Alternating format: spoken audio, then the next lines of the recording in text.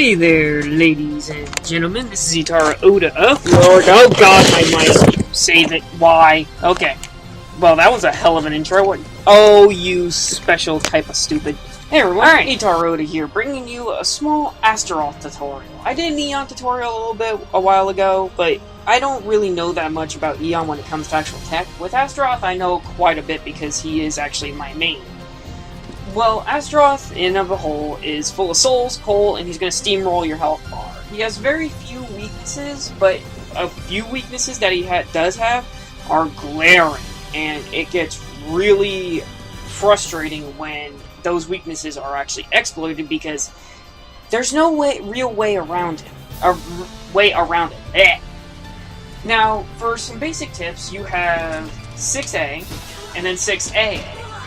As you can see, that puts the opponent in an actual crouch state. Oh, gotta get you back up. Well, what ends up happening is this move you can actually pressure with. A simple 6A, and you can actually, if you can connect it, or they'll block the first one. If they block the second one, you can actually delay it and catch them with that, and end up grabbing them from a crouch state. Now, the importance of this is he has quite a few delay moves. He has back K, which actually ends up being a two-step that puts you in a tech crouch. Now, what ends up happening is they'll block that, but as you can see, there is a small delay, and you can actually catch people if they try to punish on the first one, because they don't think this, lumbering hunk of clay is going to be able to do much. Now, if you catch somebody with the first, you can grab them with either with a down A grab, or 2A, or 2AG, or 2BG. Now, the thing is when you catch somebody like that, you will not be able to Brave Edge it. They did not give Astaroth the Brave Edge capability, because if they did, he'd be broken pretty much. Now, a simple tech that a lot of Astaroths like to use is they like to abuse the Bull Rush. Because as you can see, it's quick, it's clean, it's just pretty much everything in between. And if you can judge your opponent correctly, like let's say you're facing, a Nightmare that likes to AGA a lot, you can hold it and charge, and you will get massive damage for it. And just so you guys understand what can happen after that, charge the Bull Rush, send them flying. And that, you can repop them up. Hang on, let me show you the full extent. If you would... Oh, Astaroth, stop it. Okay. One more time. Hang on, let me just... There you go.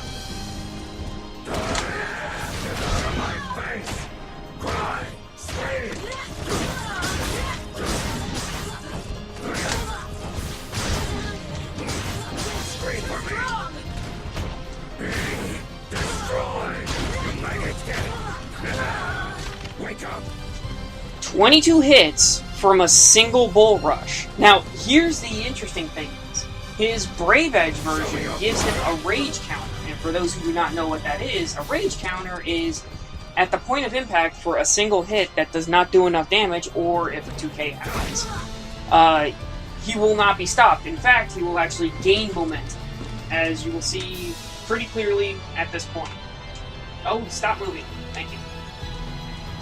Oh, too slow. Whoops. Come on, get up. Get up. Thank you. Why can't I do this? Oh, that's too slow. That's too... Oh, I can't do it because I don't have enough freaking, what is it? I can't do it because of the fact that, I don't have a second pair of hands here. But you get the gist of it. Now, if an enemy is blocking, if they like to block, what ends up happening is you can actually use that to your advantage if you use a Bull Rush. The guard stun will be so great that you can immediately do the home run swing, which is 4-4A. When you use 4-4A, it is actually quick, it's clean, and it also has quite a bit of range on it, as you can see. Plus, you can actually charge it to get more damage, as you can clearly tell by the crumple states as well as everything else. A few of the other utilities that Astaroth has is he is deceptively fast and safe. You can abuse the holy hell out of some of his moves. One move I like to call is Air Austin. You see me using this, and a lot of Astaroths don't actually use this because of the fact that it has a startup. But the thing about it is it's a sidestep. It will, all verticals will miss pretty much, unless it's Mitsurugi, because Mitsurugi tracks with laser beam. Now, just so you understand how much damage can potentially come from this, almost 100 damage for one missed move. That is why Astaroth is such a deadly character, because you can literally just run up, grab somebody, and do 74 damage. Or, if they're near a wall, you can do his command grab, his B command grab, let them hit, and then actually get a full wall combo, which is ridiculous damage for one bad move. Oh, I was not expecting that to happen, that's for damn sure. Alright. Now, some bad things about Astaroth. We're going to go over, a few bad things. We're going to go over his basics, and then we're going to, just follow suit. Basically, what one of Astaroth's main weaknesses is his startup. He has very long startups, no matter what the move is, minus full rush, like maybe a couple pokes here and there. But to properly punish with him, you can't, sadly. His grabs are pretty much one of his only main forms of source of punish. The only way you can actually get a proper punish, as it were, is if you use 6 BK hold or 6 BK, because that will actually knock the opponent down. What I'm going to do here is... Whoops, I'm not going to do that. What I'm going to do here is I'm actually going to put the computer on, and just put him on style offense, and we'll just put him on normal. For, just to show a few things. Come on, come on, come on. Didn't want that. Now, 4BK has a lot of different properties. You can immediately 3B after it, or what you can do is, if they block it, which, this person's not doing, if they're blocking, you can actually use it as a frame trap to get a safe 2-1-4 AF. And this is an Ukemi trap as well. If you have somebody who's very Ukemi heavy, you can use this to catch them, and then immediately start a 2-1-4A, and catch them immediately as they're getting up. So it's pretty... He has a lot of different things. He has a lot of different utility when it comes to actual Ukemi traps. Now, a couple of... Oh, dear God, no, save me. Now, what's going to end up happening here is I will show you some basic bread and butter combos with Astaroth. Fuck you! Okay. God damn, I tech crouched. No, I didn't. Alright. Let's turn you off. Let's see here. We'll just have you on regular. Just not doing anything. Okay. Now, a few basic bread and butter combos with Astaroth are actually really damaging and heavy hits right out the gate. His 2-2 or 8-8B, which is this one. It's up, up, down, down, Y, or triangle. Well, now what you can do is you can Brave Edge it and get a free Titan drop after it and do 122 damage for literally nothing, just for basically being able to read your opponent. That's pretty much what happens. Well, another basic combo is pretty much just messing with your opponent. Let's get you... let's reset. Here we go. If you charge this, it puts them in a crumple state, but not an actual crumple state that would actually be utilized properly, unless you actually had a crouch grab. His 2AG and 2BG grab actually work out really well, because you would actually have to break the corresponding grab, and they're both completely different as well. Let's get you back. Yeah. As you can see, you Brave Edge the A grab, and it starts smacking you in the face. If you use the B grab, it's his suplex thing. I don't know what you would want to call it. Get back up. Now, here's an interesting thing. He has quite a lot of Ukemi traps. Let's see here. What would be a basic one? His Ukemi traps are pretty basic in the sense that let's knock you back down.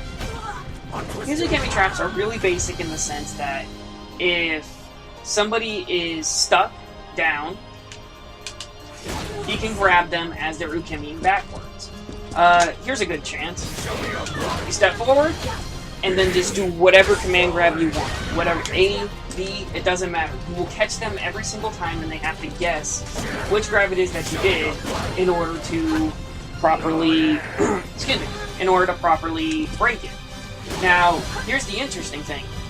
Because it's a free command grab, you can Brave Edge after it. So you can get any extra amount of damage, and my right trigger failed there for whatever reason. Come on, do it. Do it. There we go. See? Now, Astaroth, he is a grapple-heavy character, but you don't need the grapples to actually be good with him. He has a lot of utility outside of it.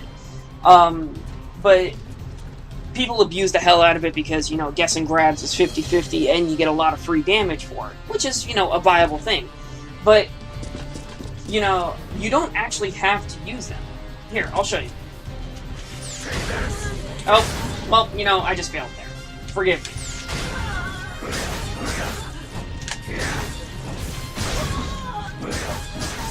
As you can see, half damage there without having to end it or extend it on a wall. So you do have a lot of, you know, a lot of choices.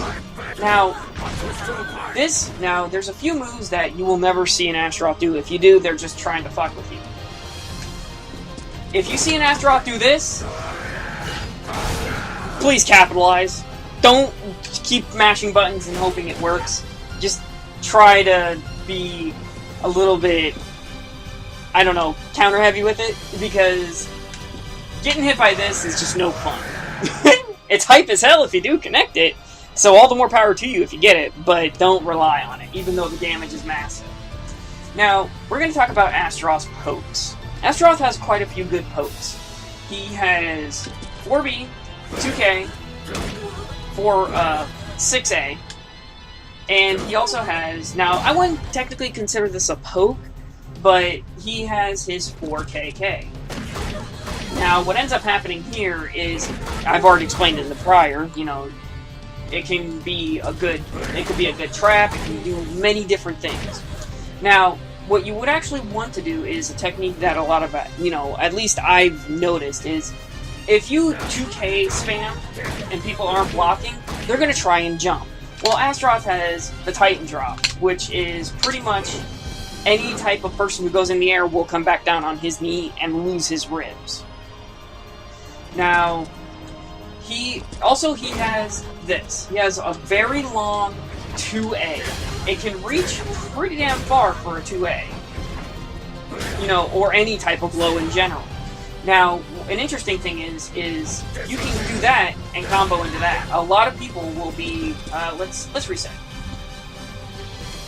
You got lots of air. You got lots of air time, but people will actually fall right back into it, like that.